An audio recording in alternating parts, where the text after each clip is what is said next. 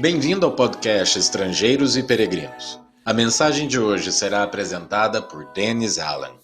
Em mensagens anteriores, nós temos observado várias coisas importantes sobre a família de Deus. E agora vamos dar continuidade pensando sobre a importância da obediência na família. Pedro escreveu: como filhos obedientes, não vivam conforme as paixões que vocês tinham anteriormente, quando ainda estavam na ignorância. Filhos obedientes. Pensamos nas famílias carnais e obediência de filhos, mas de maior importância é nossa obediência ao Senhor. Filhos de Deus, obedientes ao nosso Pai. Nas mensagens anteriores, pensando sobre essa família especial do Senhor, nós temos observado que o povo de Deus é a sua família. E sendo assim, que Deus formou esta família por adoção de pessoas capazes de escolher, pessoas que têm condições de amar por livre arbítrio.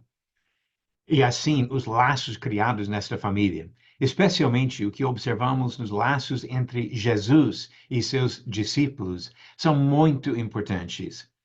E quando pensamos sobre família, pensamos sobre pai. Deus, como nosso pai, cuida dos filhos, educa os filhos e traz benefícios e proteção para seus filhos.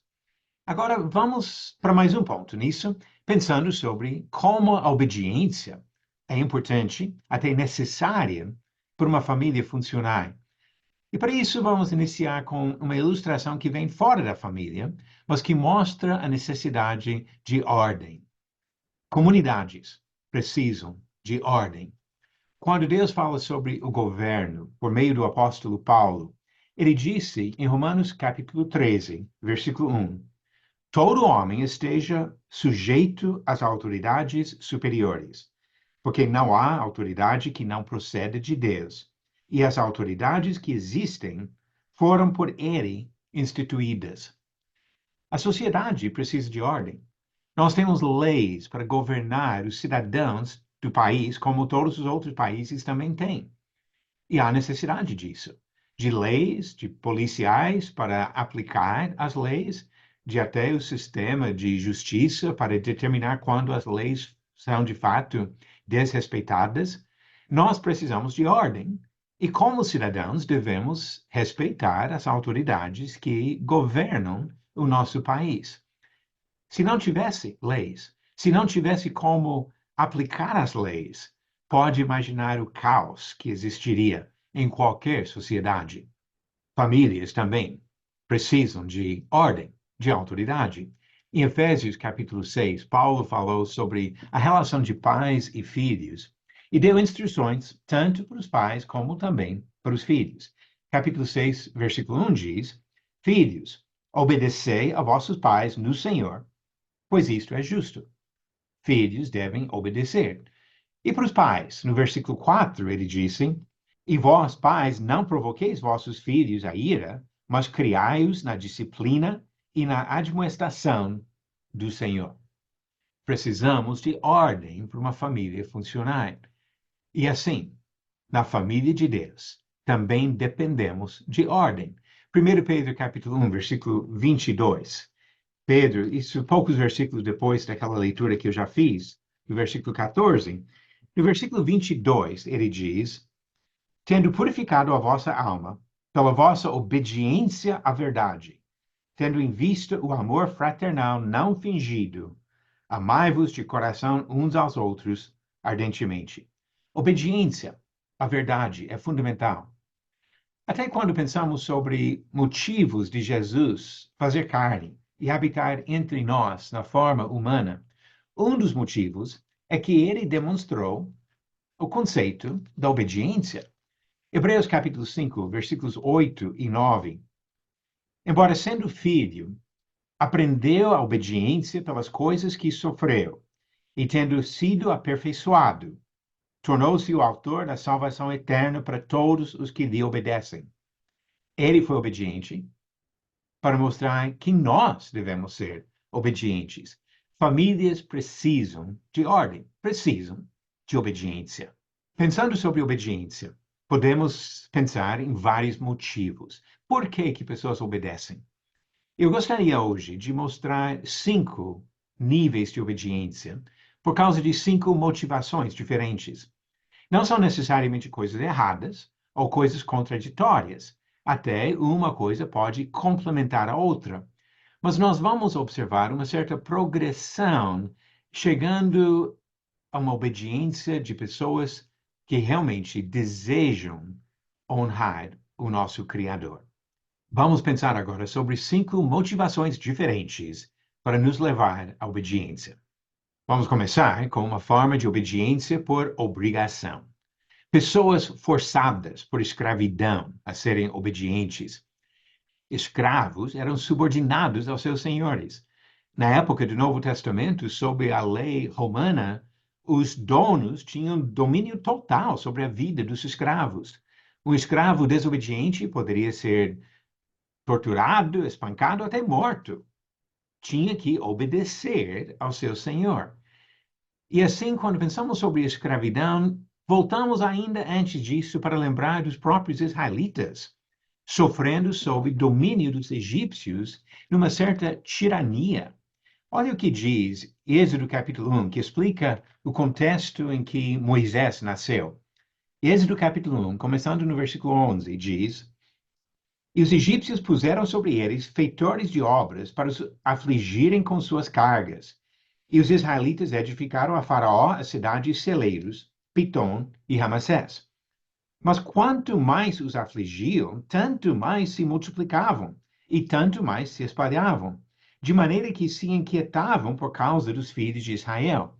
Então os egípcios, com tirania, faziam servir os filhos de Israel e lhes fizeram amargar a vida com dura servidão, em barro, em tijolos e com todo o trabalho no campo, com todo o serviço em que na tirania os serviam. Um domínio duro, assim. E escravos obrigados a obedecer por causa desse domínio dos seus donos. Mas agora, quando chegamos ao Novo Testamento, a Bíblia diz que os cristãos somos servos ou escravos. A palavra usada muitas vezes no Novo Testamento, traduzida na maioria das Bíblias como servo, é uma palavra que significa escravo. Mas como é nossa escravidão como servos do Senhor? Primeira coisa que nós devemos entender é que esta palavra sugere a nossa submissão total à vontade de Deus. Jesus falou para os apóstolos, depois da sua ressurreição, em Mateus capítulo 28, e disse que ele recebeu toda a autoridade. Isso foi no versículo 18. Depois, quando chega no versículo 20, ele fala sobre as pessoas que seriam convertidas a Cristo. E disse para os apóstolos, ensinando-os a guardar todas as coisas que vos tenho ordenado. Submissão total. É isso que o Senhor exige de nós. Mas a nossa relação com Deus é muito mais do que a relação de escravos com os senhores. Olha a linguagem de Paulo em Gálatas capítulo 4, quando ele fala sobre esse plano eterno de Deus de nos trazer para uma relação especial na família de Deus. E disse no versículos 6 e 7, e porque vós sois filhos, enviou Deus ao nosso coração o Espírito de seu Filho, que clama, Abba, Pai, de sorte que já não és escravo, porém filho, e sendo filho, também herdeiro por Deus. Já falamos sobre essa maneira que Deus criou sua família, adotando pessoas capazes de escolher. E assim, essa relação de escravo se torna insignificante quando nós aprendemos que somos, de fato, filhos, herdeiros de Deus. É possível alguém ser motivado a obedecer também por medo. E nisso, observamos mais uma motivação encontrada nas Escrituras, mas, novamente, precisamos colocar isso no contexto maior. Quando pensamos sobre medo, pessoas podem fazer coisas por ter medo de uma consequência ruim. E vamos ser sinceros, a Bíblia usa isso. A linguagem de Jesus, em Mateus capítulo 7, quando ele falou no Sermão do Monte sobre a escolha entre dois caminhos, Ele fala de um caminho que leva para um destino assustador. Mateus capítulo 7, versículo 13. Entrai pela porta estreita, larga é a porta e espaçoso o caminho que conduz para a perdição. E são muitos os que entram por ela. Em 2 Coríntios capítulo 5, Paulo falou sobre o julgamento que aguarda todos nós e o perigo de uma rejeição por Deus. 2 Coríntios capítulo 5, versículo 11, ele disse: E assim, conhecendo o temor do Senhor, persuadimos os homens e somos cabalmente conhecidos por Deus. E espero que também a vossa consciência nos reconheça. O temor do Senhor. Se você olhar o versículo anterior, ele falou de comparecer perante o tribunal de Cristo. Você não tem medo do inferno? Não faz sentido ter medo do inferno? Eu não gostaria de estar no inferno eternamente, condenado por Deus, sofrendo horrivelmente.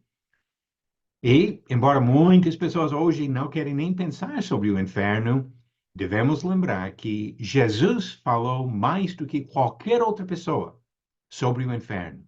O inferno é real e dá medo. Nós, de fato, procuramos evitar esse sofrimento da punição eterna. Mas o medo não é motivação suficiente. Se fosse só isso, nós teríamos uma atitude muito ruim sobre Deus, de só temer o castigo e não ver motivos bons para obedecer e servir. Então, vamos continuar e ver outros motivos bons para servir e obedecer ao Senhor. Obediência pode e deve ser motivada pela fé. A fé em Deus não é apenas uma coisa intelectual de acreditar que ele exista, mas a confiança que a vontade dele realmente faz bem para nós. E assim a confiança para fazer o que ele ensina. Nós podemos e devemos entender que obediência traz benefícios para nós, é para nosso bem. Deuteronômio, capítulo 6, onde Moisés falou para os pais continuarem instruindo seus filhos, ele falou para a nação toda sobre a importância da obediência. E disse no versículo 24: O Senhor nos ordenou cumpríssemos todos esses estatutos e teméssemos o Senhor, nosso Deus, para o nosso perpétuo bem, para nos guardar em vida, como tem feito até hoje. O que ele está dizendo aqui? Pense no que Deus já fez como a base da fé para obedecer o que ele diz. Olha para trás para ter essa confiança no Senhor, para poder tomar os próximos passos de obediência a Ele. A fé motiva obediência.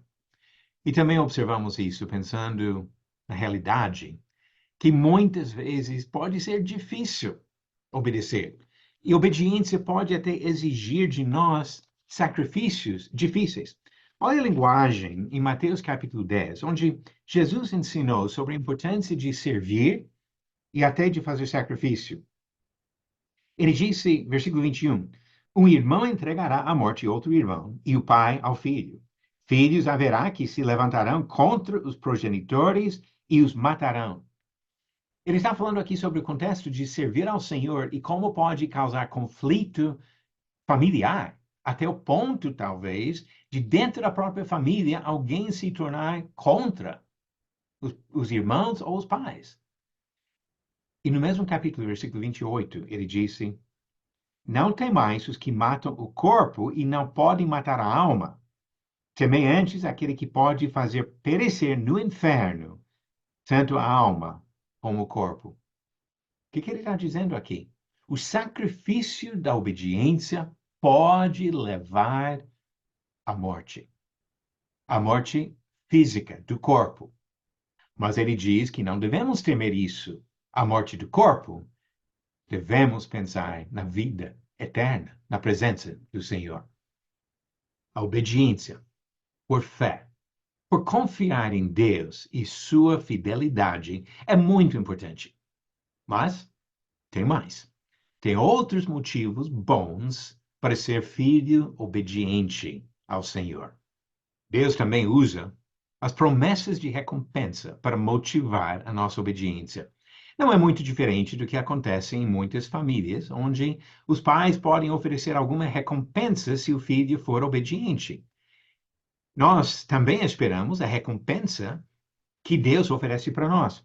Hebreus capítulo 11, aquele capítulo que fala sobre os grandes exemplos da fé, começa falando sobre o valor da nossa fé para receber a recompensa.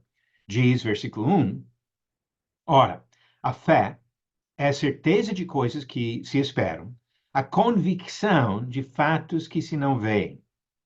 A certeza de coisas que se esperam. O que nós esperamos com confiança não é a recompensa que Deus oferece? Versículo 6 seria bem explícito. De fato, sem fé é impossível agradar a Deus, porquanto é necessário que aquele que se aproxima de Deus creia que ele existe e que se torna galardoador dos que o buscam. Estou usando aqui a revista atualizada que usa essa palavra galardoador. A ideia aqui da recompensa não é uma palavra que usamos talvez muito hoje em dia, mas que Deus dá recompensa para aqueles que o buscam.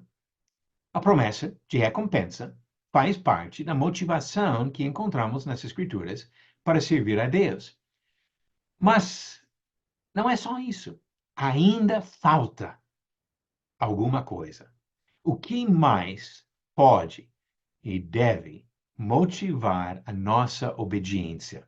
Vamos falar agora sobre obediência motivada pelo amor. O amor nos constrange a obedecer ao Senhor.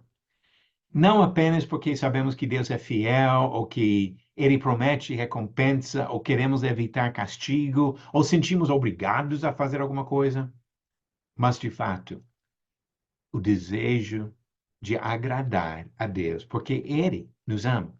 2 Coríntios capítulo 5, versículo 14 e 15, Paulo fala justamente sobre essa motivação de obedecer por causa do amor. Ele disse no versículo 14, pois o amor de Cristo nos constrange, julgando nós isto. Um morreu por todos, logo todos morreram.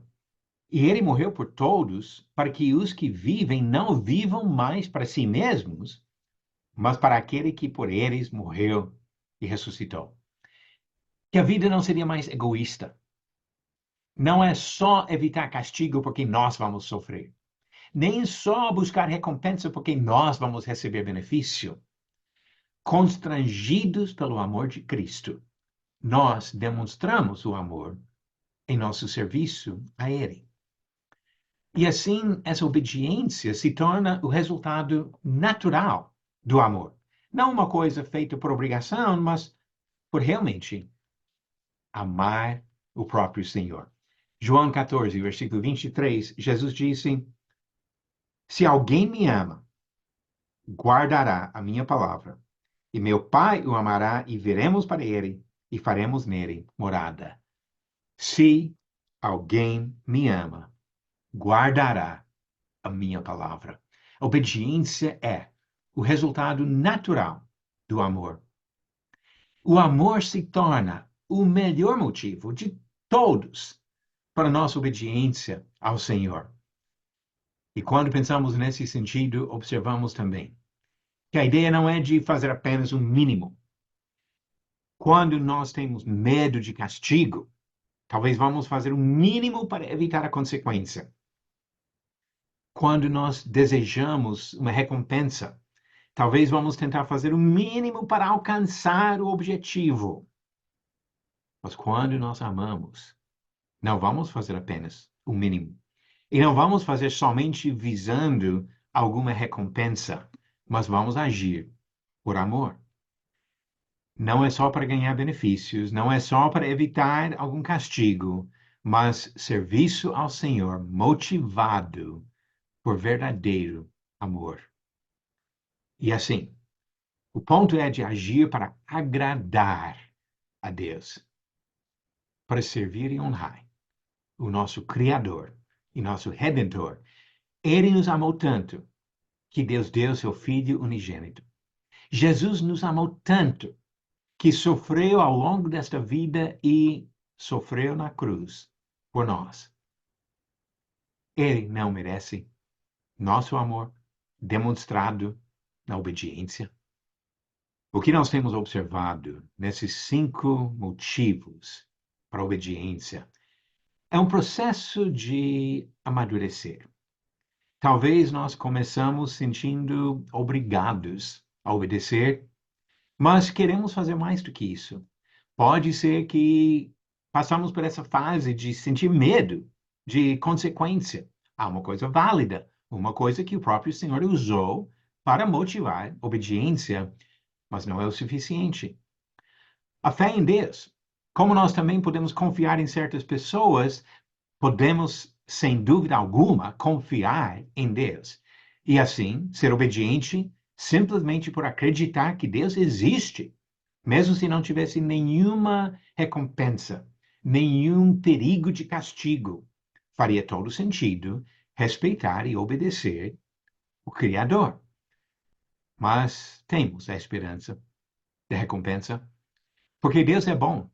Não somente criou os seres humanos, como Ele também prometeu a recompensa da comunhão eterna com Ele para as pessoas que são obedientes, que demonstram a fé. E isso nos leva ao amor como motivo de obediência. Quando pensamos sobre as fases, vamos dizer, do crescimento de uma criança, para depois se tornar adolescente, adulto, talvez até idoso. Quando é pequeno, talvez obedece até por medo de uma consequência. Cresce um pouco mais e começa a respeitar mais os pais. Entender a integridade do caráter dos pais, motivo para respeitar e obedecer. Os pais podem até oferecer certas recompensas. Mas os filhos que vivem tempo suficiente para acompanhar os pais até o final da vida dos pais podem chegar ao momento em que percebem que os pais não têm como oferecer mais nada. Às vezes, o pai ou a mãe, numa cama, uma pessoa completamente incapacitada por doenças ou pela velhice. E mesmo assim, filhos fiéis servindo, sem esperar mais alguma recompensa, mas simplesmente por amor daquela pessoa. Pessoas na minha faixa etária já temos passado por isso. Já temos passado por esses momentos de cuidar de pais no final da vida. Quando os pais não têm condições de fazer mais nada, às vezes nem de falar mais. Mas por amor, continuamos até o fim, cuidando daquela pessoa. Quando nós chegamos ao ponto de obedecer, de servir, motivados puramente por amor, demonstramos a maturidade espiritual. E o que deve nos motivar quando amadurecemos como cristãos é o amor. Deus nos amou tanto. Devemos obedecer para demonstrar gratidão e amor para com nosso Criador e Redentor, com desejo sincero de estar um dia na presença dele, para permanecer para toda a eternidade na presença do nosso Senhor. Vamos continuar caminhando para isso, porque nosso desejo, como servos do Senhor, é de estar com Ele para sempre. Lendo mais uma vez aquela passagem que eu li no começo.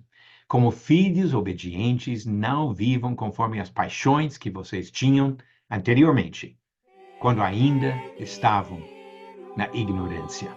Obrigado por nos acompanhar nessa jornada pelas Escrituras. Volte amanhã para ouvir mais uma mensagem do podcast Estrangeiros e Peregrinos.